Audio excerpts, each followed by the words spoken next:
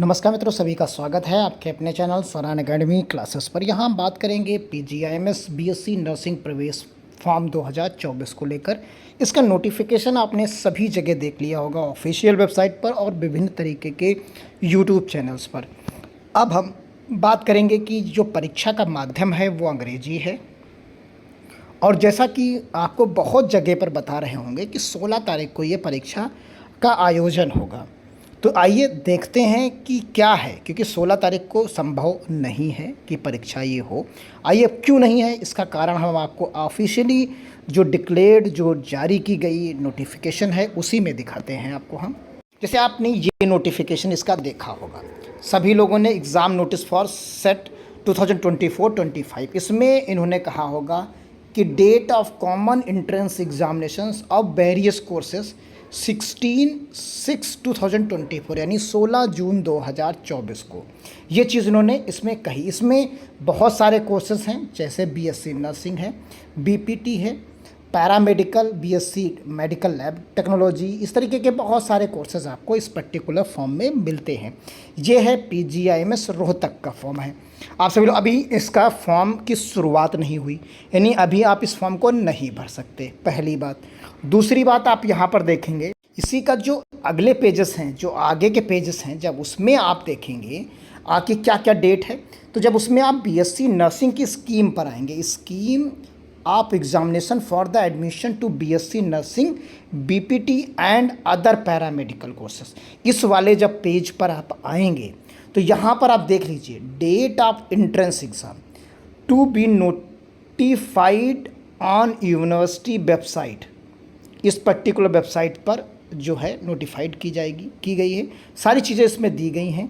तो यानी आप समझ सकते हैं जब फॉर्म ही अभी नहीं भरने की शुरुआत हुई, दिन बचे हैं आपके पास कितने, 14 दिन। संभव कैसे होगा, क्लियरिटी है, आप देख सकते हैं। तो यहाँ पर चीज़ें आप देख सकते हैं, जो बाकी चीज़ें हैं आप उन्हें ध्यान से रखिए, क्योंकि आपको तैयारी करनी है, क्योंकि सारी चीज़ें होनी हैं।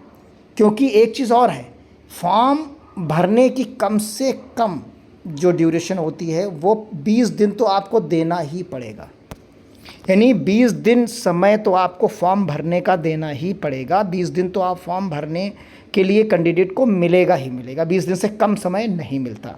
तो यानी 20 दिन मिनिमम समय मिलता है फॉर्म भरने के लिए, तो टाइम ड्यूरेशन उसी से ये पार हो जाता है।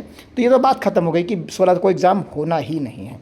अब आइए बाकी चीज़ों पर देख लेते हैं कि जो इसका मीडियम है वो केवल और केवल इंग्लिश रहेगा, यानी आप इंग्लिश माध्यम में, अंग्रेजी माध्यम में ही पेपर दे पाएंगे। इसमें और आपको कोई भी भाषा नहीं मिलेगी। एक पेपर होगा, 3 घंटे का होगा। Paper will be objective type questions होंगे इसमें, और यहाँ टोटल 180 क्वेश्चंस आएंगे, जिसमें फिज़िक्स, केमिस्ट्री और बायोलॉजी सेक्शंस होंगे, और टोटल जो मार्क्स होंगे वो जो है 180 के होंगे, यानी 180 ऑब्जेक्टिव, यानी सबसे क्या होगा 60 क्वेश्चंस आपको मिलेंगे।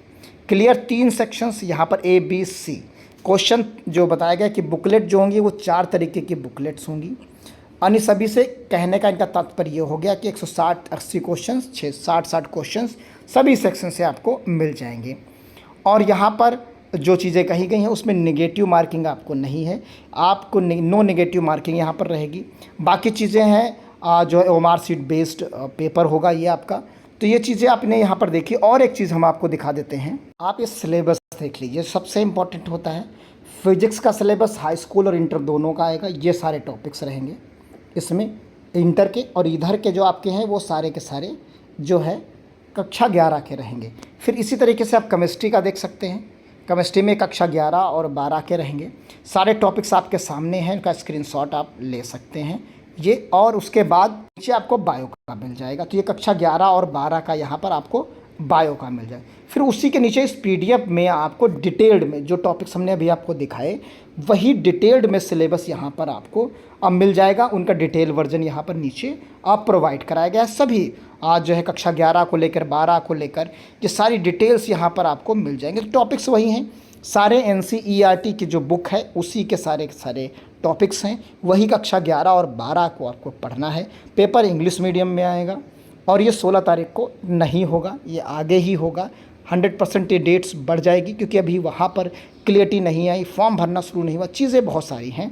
तो आप कुल मिलाकर अगर आप चाहते हैं, और यहाँ पर बता दें कि जो गवर्नमेंट कॉलेजेस होते हैं उनमें सिर्फ हरियाणा के बच्चे ही भाग लेते हैं, हरियाणा के ही छात्र इसमें जाएंगे, और प्राइवेट सेक्टर्स में जो है वो सभी कॉलेज, सभी स्टेट्स के कैंडिडेट्स को यानी जो मैनेजमेंट की जो सीट्स होती हैं उनमें सभी को मौका मिल जाता है। तो मिलते हैं अगली अपडेट के साथ, तब तक के लिए धन्यवाद। जय हिंद, जय भारत।